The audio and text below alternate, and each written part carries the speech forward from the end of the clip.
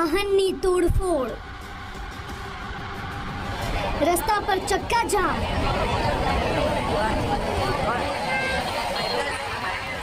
ટોળાનો હોબાળો અને લોકોમાં આક્રોશ।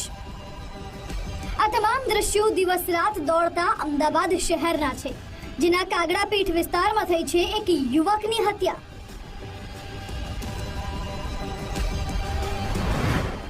અમદાવાદમાં વધુ એક હત્યાની ઘટના, કાગડાપીઠ વિસ્તારમાં યુવકનું કતલ, તીક્ષ્ણ હથિયારના ઘા મારી કરી હત્યા।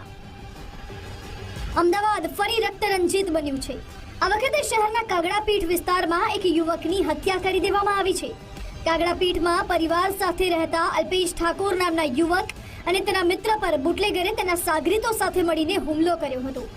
છરી, તલવાર અને લાકડી લઈને આવેલા આરોપીઓ કાળ બનીને તૂટી પડ્યા, જેમાં અલ્પેશને મોતને ઘાટ ઉતારી દેવાયો, તો ગંભીર રીતે ઘાયલ થયેલા તેના મિત્રને હોસ્પિટલ લઈ જવાયા હતા।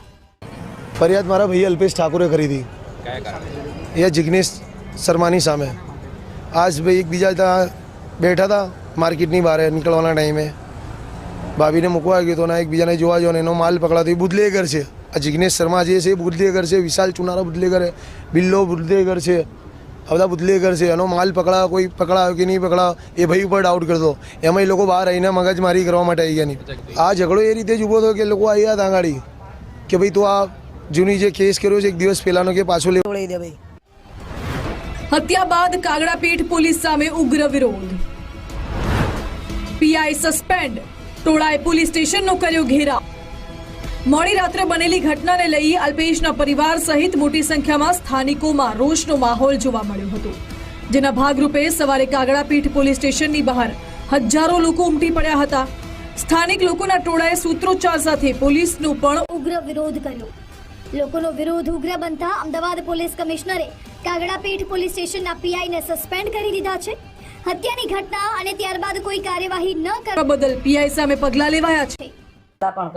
તેમાં તે અનુસંધાને દારૂનું કે અંગત કોઈ અદાવતના આધારે જે ફરિયાદ મારામારી થયેલી તે અનુસંધાને ફરિયાદી જે મૃતક જનાર છે અલ્પેશ ઠાકોર, તેઓએ ફરિયાદ કરેલી અને તે ફરિયાદ કર્યા બાદ જરૂરી અટકાયતી પગલાં પીઆઈ દ્વારા ન લેવામાં આવતા જે કમિશનર શ્રી મલિક સાહેબ દ્વારા તેઓને સસ્પેન્ડ કરવામાં આવ્યા। જિગ્નેશ શર્મા બુટલેગર હોવાનો પરિવારજનોનો દાવો છે। દારૂના બાતમી આપ્યાની આશંકામાં યુવકની હત્યા થઈ। પોલીસે પહેલા કાર્યવાહી કરી હોત તો હત્યા ન થાત। મૃતક અલ્પેશ કાગડાપીઠ વિસ્તારમાં આવેલા કર્ણમુક્તેશ્વર એપાર્ટમેન્ટમાં રહેતો હતો, ટિફિનનું કામ કરતો હતો। તેના પરિવારમાં માતા, પિતા, પત્ની અને 2 બાળકો છે। આ વિસ્તારમાં બુટલેગર જિગ્નેશ શર્મા અને બિલ્લુ નામનો શખ્સ દારૂનો ધંધો કરે છે। તેના દારૂના જથ્થા વિશે અલ્પેશે પોલીસને બાતમી આપ્યાની બુટલેગરને આશંકા હતી, જેની અદાવત રાખી બુટલેગરે 2 દિવસ અગાઉ અલ્પેશ સાથે મારામારી પણ કરી હતી। જોકે અલ્પેશે કાગડાપીઠ પોલીસ સ્ટેશનમાં તેના વિરુદ્ધ ફરિયાદ નોંધાવી હતી, પરંતુ એ પછી પોલીસે કોઈ કાર્યવાહી કરી નહોતી, જેના 2 દિવસ બાદ એટલે કે રવિવારની મોડી રાત્રે ખૂની ખેલ ખેલાયો। રવિવારની મોડી રાત્રે અલ્પેશ તેના મિત્ર મહેશ સાથે new cloth market gate number 4 પાસે ઊભો હતો, ત્યારે બુટલેગર અને તેના સાગરીતો હાથમાં હથિયારો લઈને આવ્યા। અલ્પેશ અને મહેશ પર જીવલેણ હુમલો કર્યો। તીક્ષ્ણ હથિયારના ઘા મારી અલ્પેશની હત્યા કરી નાખી। મહેશને માર મારતા ગંભીર રીતે ઘાયલ થયો હતો। આ બાબતે પોલીસ સ્ટેશનમાં બુટલેગર સહિત 4 શખ્સ વિરુદ્ધ ફરિયાદ દાખલ થઈ હતી, તેમાંથી 2 આરોપીઓને પોલીસે પકડી પાડ્યા છે।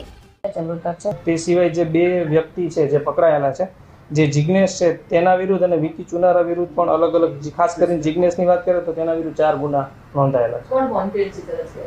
અત્યારે વિશાલ ગણેશભાઈ ચુનારા તથા વિરાજ ઉર્ફે બિલ્લો ચુનારા વોન્ટેડ છે। કાગડાપીઠ વિસ્તારમાં રહેતા અલ્પેશની બુટલેગર અને તેના સાગરીતોએ હત્યા કરી। અલ્પેશના પરિવારના કહેવા મુજબ બુટલેગર જિગ્નેશ વિરુદ્ધ પોલીસે 2 દિવસ પહેલા જો કાર્યવાહી કરી હોત તો આજે અલ્પેશ જીવતો હોત। ત્યારે પોલીસની કામગીરી સામે પણ આ ઘટનાને લઈને અનેક સવાલો ઊભા થઈ રહ્યા છે।